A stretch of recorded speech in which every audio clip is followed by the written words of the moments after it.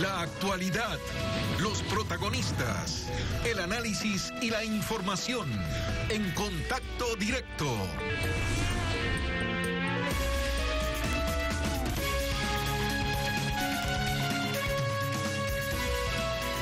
El Ecuador no deja de ser un país cuya economía se encuentra sujeta a los vaivenes de factores exógenos que lo mismo que la pueden apuntalar, pueden golpearla, a veces seriamente, y echar al traste la más estricta de las planificaciones. ¿Dónde estamos y cuáles son las opciones que tiene el gobierno ante las vicisitudes que se están presentando? Lo vamos a analizar con el economista Fausto Ortiz, exministro de Economía y de Finanzas. Economista, buenos días, bienvenido a Contacto Directo. Bien, buenos días, saludos cordiales a usted y a la audiencia. En el presupuesto general del Estado de este año se presupuestó en $65 el precio del barril de petróleo, pero el 2023 se ha manejado de forma distinta al año anterior y los valores no están alcanzando la cifra prevista. ¿Cuál es el impacto que hasta el momento genera esa diferencia entre el valor del crudo en los mercados internacionales y lo que se había previsto para este año? Si mira que el 2022 se presupuestó cerca de $60 y en el ingreso esperado con el presupuesto era cerca también de 2.000 millones y terminó el precio en 86 con un ingreso petrolero para el presupuesto del Estado de 3.000 millones. Para el 2023, el año actual, se presupuesta a 65, por debajo de la expectativa que tenía el Fondo Monetario para el año 2023. La Asamblea por eso quería dejarlo más arriba, pero el Ejecutivo ganó la pelea y dijo, no, vamos con 65. Pero incrementaron de forma importante la producción, cosa que no ha ocurrido. Entonces, hoy día estamos frente a una combinación de factores. Por un lado, la producción que ha caído. De hecho, el año pasado fue la más baja exportación petrolera de los últimos 15 o 20 años. Entonces, tenemos producción petrolera que ha caído, que no termina de subir, como dice el presupuesto, más un precio que hoy día, en el mes de marzo, está exactamente igual a lo presupuestado, porque los primeros meses del año fueron un poco más altos que 64 y este trimestre terminará en un número cercano a 64. Pero no sabemos cómo avanzará el año en donde pudiera haber ese tipo de fase. Pero cerrando casi el primer trimestre, ¿qué tan grande es la brecha, qué tan grande es el hueco? Contra el primer trimestre y el precio esperado es mínima, quizás de 63,5 a 64,5, es decir, $1 por ahí. Y $1 en un trimestre no alcanzará hacer algo así como quizás ni 100 millones de dólares de fase. No es gran cosa. No es gran cosa. Pero el problema no está en el precio, el problema es la producción. Es la producción petrolera que no termina de incrementarse, es que hay dificultades en el tema de producción y exportación petrolera, que es la que pudiera darle más complicación al gobierno, y que aunque llega el 64 de precio en todo el año, la producción podría incidir para que no lleguen a los 3.600 millones de presupuesto del año completo. Y que se podría agravar por la toma de 40 pozos petroleros en la Amazonía, lo que ha motivado que el Ministerio de Energía pues requiera la intervención de la fuerza pública. Ahora, la economía es una ciencia que también se fundamenta en las proyecciones. ¿Cuál es el valor promedio, economista, que las cuentas nacionales podrían soportar? El valor promedio del crudo para este año que las cuentas nacionales podrían soportar si tenemos en cuenta que los escenarios internacionales no son precisamente optimistas. Si suponemos que de hoy en adelante, el precio nuestro está en $50 del crudo ecuatoriano, eso significaría que el año completo estaríamos hablando de algo así como $53 el barril, más o menos el promedio. Eso significaría $11 menos, que frente a 60 o 70 millones de dólares, que es lo que se pierde o se gana por cada dólar que incrementa o baja el precio de crudo, estaremos hablando de cerca de 700 millones de dólares de disminución en los ingresos para el presupuesto del Estado. Por el lado de los precios, el tema, otra vez, es producción, la otra variable que el Ministerio de Energía debería decir qué es lo que va a corregir. 700 millones de dólares, ¿qué tanto le va a doler a la economía nacional si tomamos en cuenta que el peso de las exportaciones petroleras es solo del 12% sobre los ingresos netos previstos? El grueso está en el cobro de impuestos y eso en cambio va por buen camino.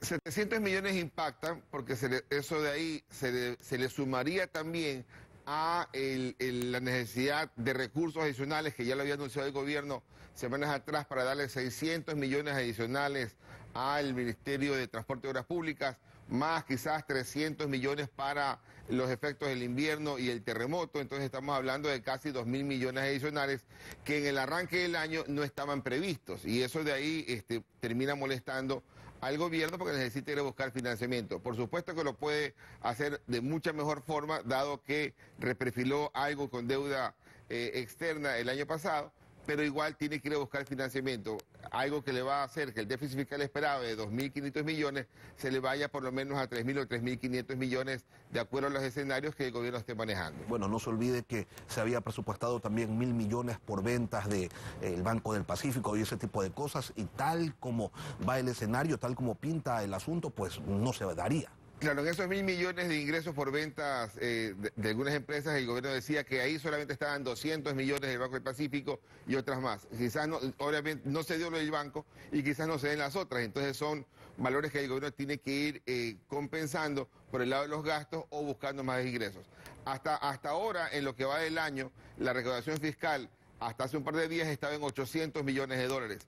Eso de ahí, en el mes de marzo, normalmente es un mes de 1.200 millones. Lo más probable es que sí lleguemos a esos 1.200 millones. El trimestre es un trimestre quizás de 3.500 millones de dólares. Que si uno del trimestre lo multiplicara por 4, que es para hacer un año completo, estaremos hablando de algo así como 14.000 millones cuando la meta es 16.000 millones.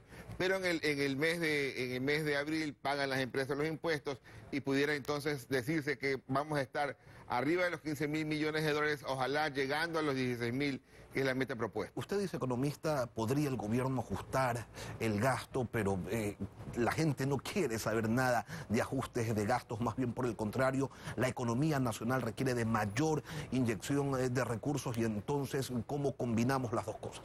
Claro, el gobierno está planteando más recursos para obras públicas, y esos más recursos de obras públicas los hubiera podido hacer con algún tipo de reacomodo en algunos presupuestos adicionales.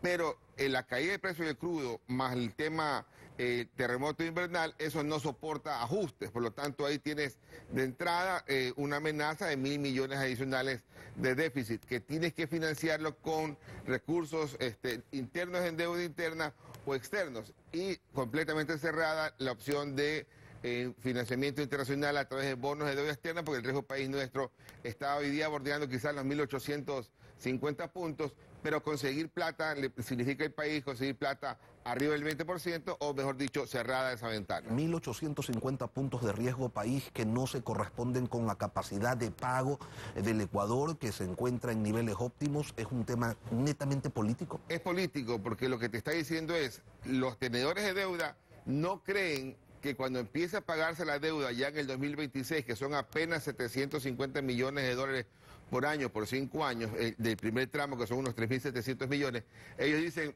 creemos que no nos van a pagar. El próximo gobierno. El próximo gobierno, es lo que está señalando.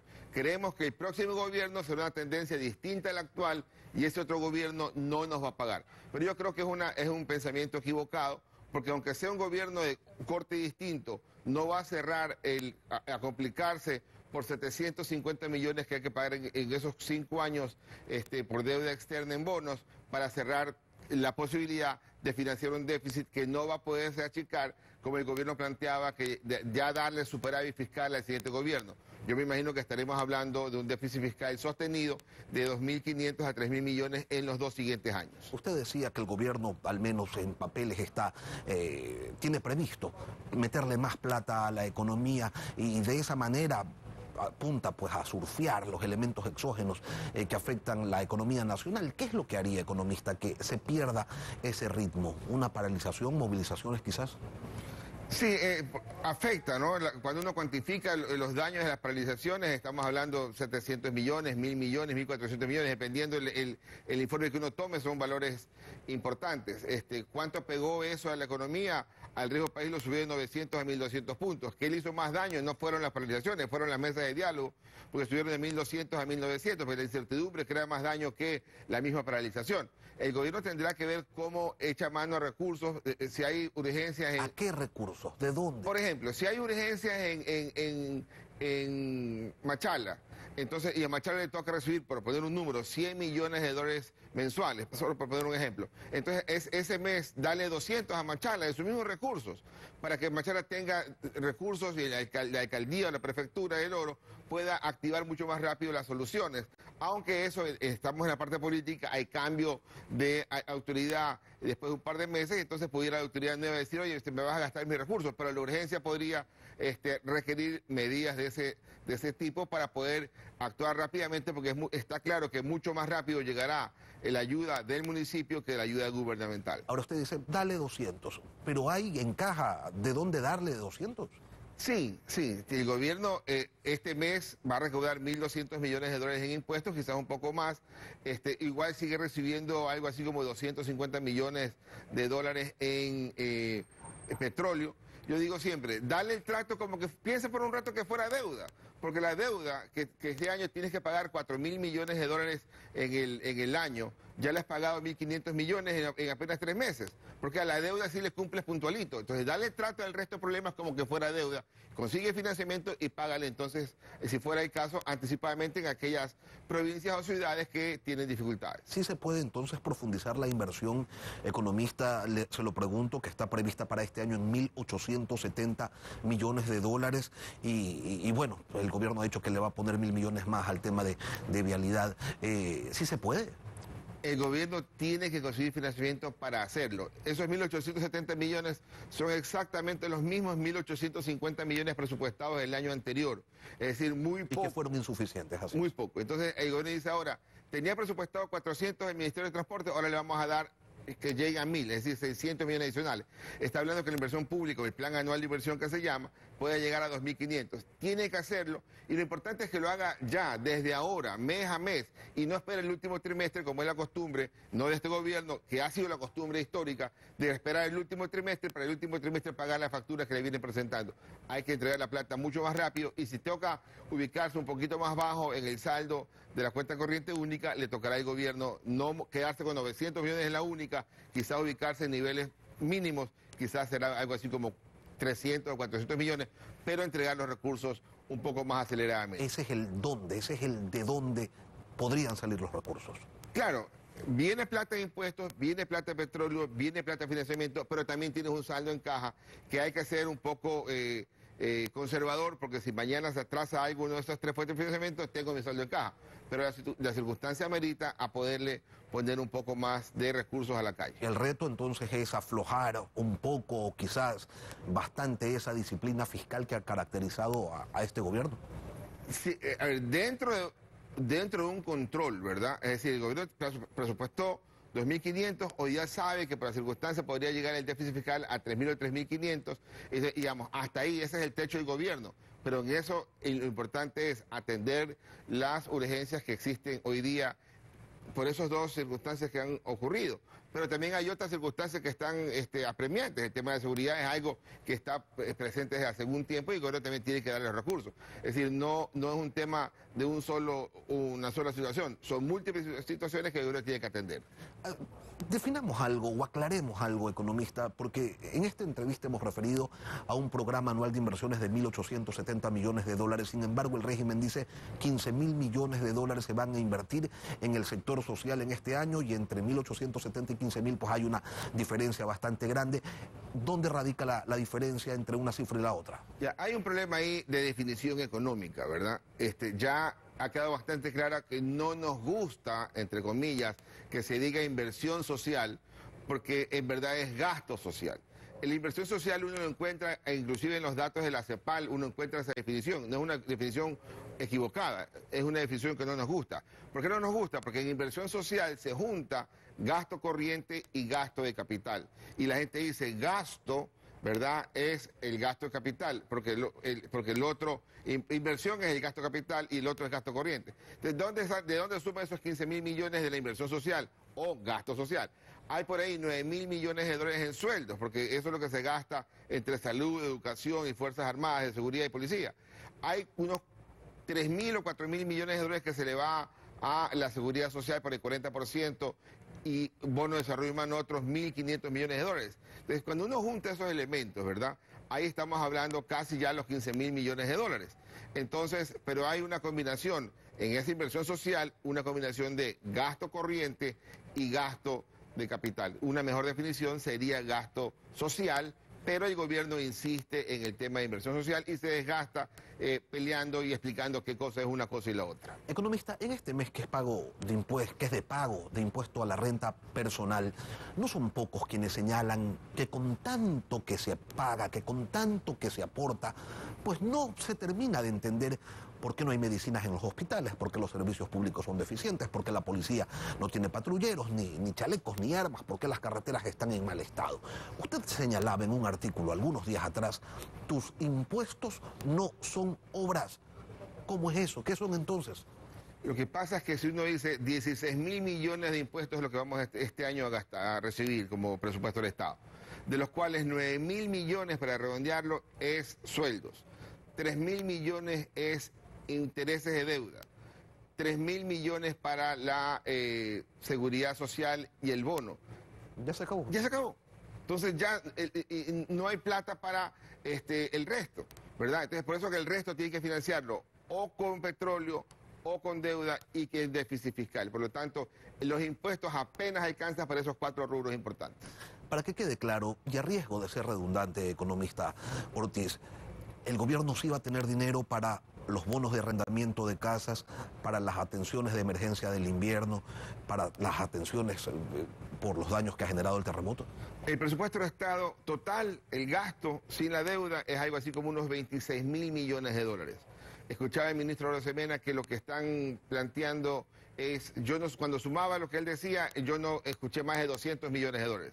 Por lo tanto, no estamos hablando del 10% del presupuesto que se va a destinar a ese problema. Estamos hablando quizás del 1%. Entonces, si no puedes manejar el 1%, uno se pensaría que hay un problema. Yo creo que se va a poder manejar con bastante tranquilidad, con bastante facilidad, pero ojalá que los recursos lleguen pronto, ¿verdad? Y una forma de descargar el problema es, hasta que yo haga mis ejercicios de contratación de carreteras o de urgencias en el gobierno, yo podría entregar recursos a los municipios para que ellos puedan, con recursos, ir atendiendo aquellas obras. Fausto Ortiz, exministro de Economía y Finanzas. Gracias por acompañarnos, economista, hoy. A usted, directo. Gracias. Y luego de la pausa estará con nosotros Abel Gómez, el gerente de la Federación de Cooperativas de Transporte Interprovincial de Pasajeros, FENACOTIP. Ellos tienen observaciones a las políticas públicas en el sector del transporte y la vialidad, pero también han dicho que tienen propuestas y ya regresamos para escucharlas.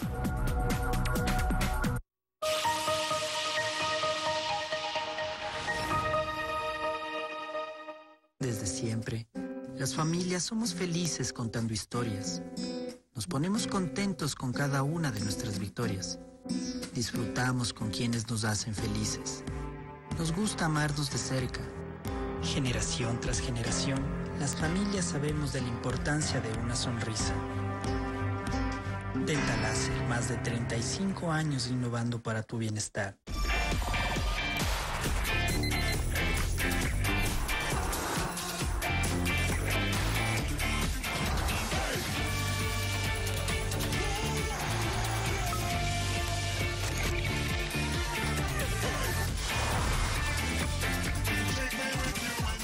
¿Tu piel está realmente limpia? Prueba el agua micelar de Garnier, aprobada por Cruelty Free International. Remueve el maquillaje visible, incluso la suciedad.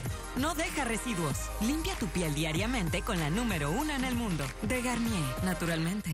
Entre rico y espectacular hay un toquecito de distancia. Nueva margarina La Favorita. Cremosita y con el toque ideal de sal que transforma tus comidas y momentos en extraordinarios. Con margarina La Favorita, todo queda más rico.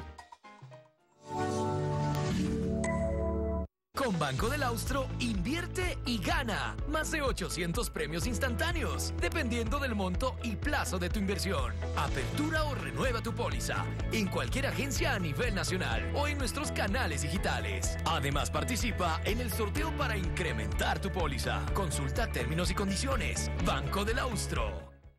Muchas ecuatorianas ya se cambiaron a Teatrical Antiarrugas.